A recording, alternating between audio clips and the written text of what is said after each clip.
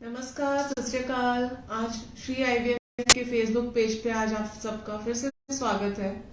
आज हम बात करेंगे secondary infertility causes and treatment options के बारे में।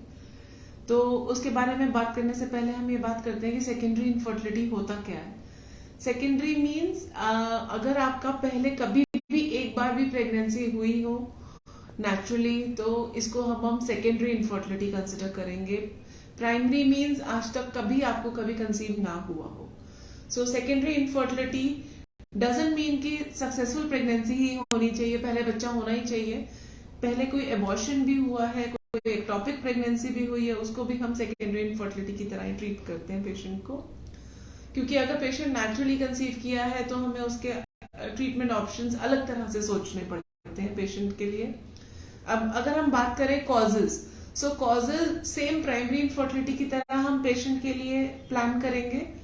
अब या तो यूट्रस में प्रॉब्लम हो सकती है, या ट्यूब्स में, या ओवरीज में, या फिर कोई हार्मोनल प्रॉब्लम विद एज, या फिर हस्बैंड के स्पर्म काउंट में again could be because of some accidental issue या कुछ मेडिकल प्रॉब्लम की वजह से।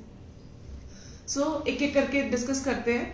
तो अगर हम यूट्राइन कॉजेज की बात करें, पहले बच्चा हो गया है, उसके बाद 2-4 बार एबॉर्शंस भी हो गए हैं, उसकी वजह से जब सफाई कराई है अंदर से यूट्राइन कैविटी चिपक जाती है, एशरमैन सिंड्रोम या एडिशंस होते हैं, वो सेकेंडरी इनफर्टिलिटी कॉज कर सकते हैं। उसका ट्रीटमेंट रहेगा हिस्ट्रोस्कोपिकली, हम उसको यूट्राइन कैविटी हम क्लियर करें और उसके बाद सेकेंड प्रेगनेंसी फिर प्लान करें।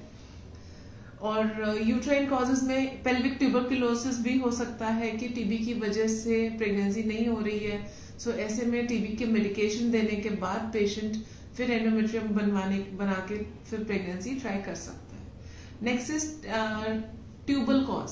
ट्यूबल कॉज इन्फेक्टिव भी हो सकता है, एक्टोपिक भी हो सकता है कि पहले एक्टोपिक प्रेगनेंसी हो गई जिसकी वजह से या तो वो मेडिकली मैनेज हुआ तो ट्यूब ब्लॉक हो गई, या फिर उसको हमने सर्जिकली मैनेज किया और वो ट्यूब निकाल दी।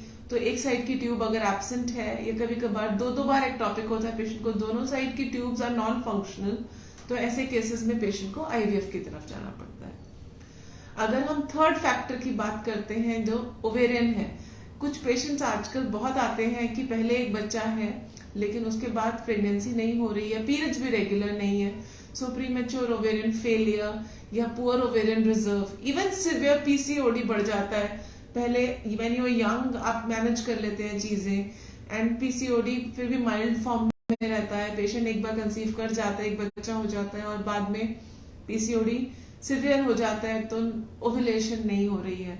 सो उसको उसी तरह से मैनेज किया जाएगा जैसे एक प्राइमरी पेशेंट को किया जाता है।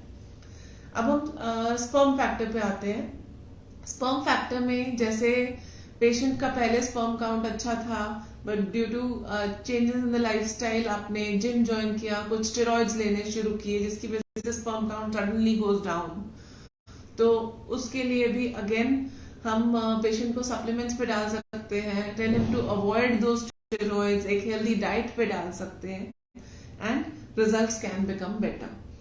इवन कभी कभार कुछ एक्सीडेंटल ट्रॉमा की वजह से, डायबिटीज की हिस्ट्री की वजह से, कुछ एजैकुलेटरी इरेक्टाइल डिसफंक्शन आ जाता है पेशेंट में, या फिर उसका एक्सीडेंट की वजह से some trauma to the testicular part can lead to azoospermia also. So accordingly patient manage किया जाता है। Even blockage can happen over the time, so it can cause obstructive azoospermia also. So everything is manage similar to primary only, लेकिन हमें cause rule out जरूर करना होता है। तो आपको अगर ये लग रहा है कि पहला बच्चा तो नेचुरली हो गया, दूसरे के लिए हम आईवीएफ की तरफ क्यों जाएं, so don't think that way. At least अपने बेसिक इन्वेस्टिगेशंस कराइए, अपने गायनेकोलॉजिस्ट से मिलिए, एंड अकॉर्डिंगली अपना ट्रीटमेंट प्लान कराइए। Thank you.